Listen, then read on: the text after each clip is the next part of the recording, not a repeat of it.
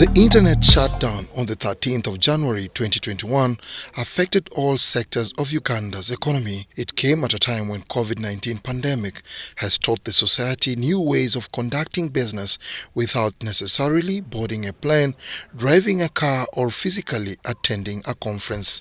Even when you don't have meetings, to attend a meeting in Geneva, you can actually attend a meeting at home. And this is just for meetings only. I have seen colleagues, I've seen businesses that have struck contracts online. And that is a huge facilitating, the IT is a huge facilitating factor in that. Working from home has made it possible to work remotely. So you could be in the UK, you could be in China and still deliver to your tasks without necessarily being in situ, in location in the office. Fast and reliable internet is a facilitator of businesses conducted online. Any major disruption can have dire consequences. Julius Mukunda, the executive director of civil society budget advocacy group, makes an insight into what was the dilemma of the internet shutdown on the business community. Speed internet, you don't have to be having your businesses online and the internet is shut down, for example. So those are areas that we need to look at very critically and invest in them. I know, for example, of the fact that when you look at the kind of payment systems we have in this country, and also for the government alone, if you shut down internet, you're shutting down the whole government. But also if you shut down internet, you're shutting down businesses.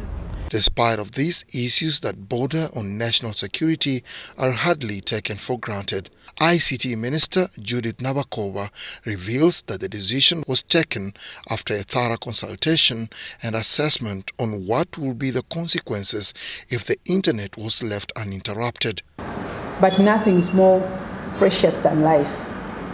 I think we have to be mindful of that. Government could have lost taxes, people could have lost businesses.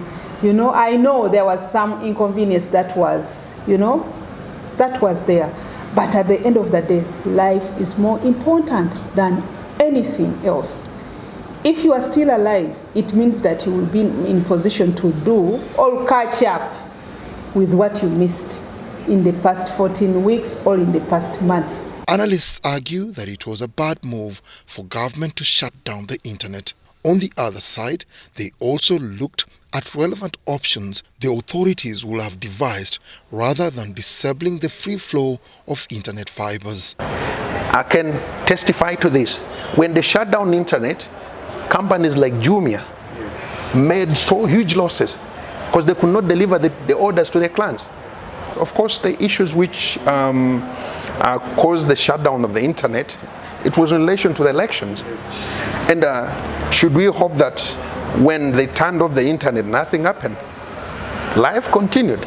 But of course, for the business sector, they lost so many. I've talked to so many tour operators.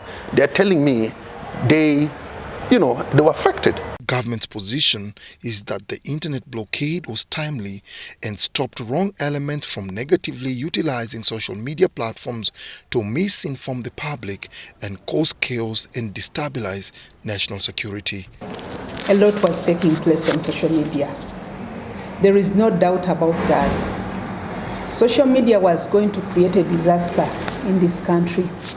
A lot of false information, a lot of mobilization, a lot of inciting messages based on sectarianism, based on religion, were being circulated. They were running all over the media platforms. And if government had not done what it did, we would be somewhere else by now. So they should be mindful that government did that to protect them.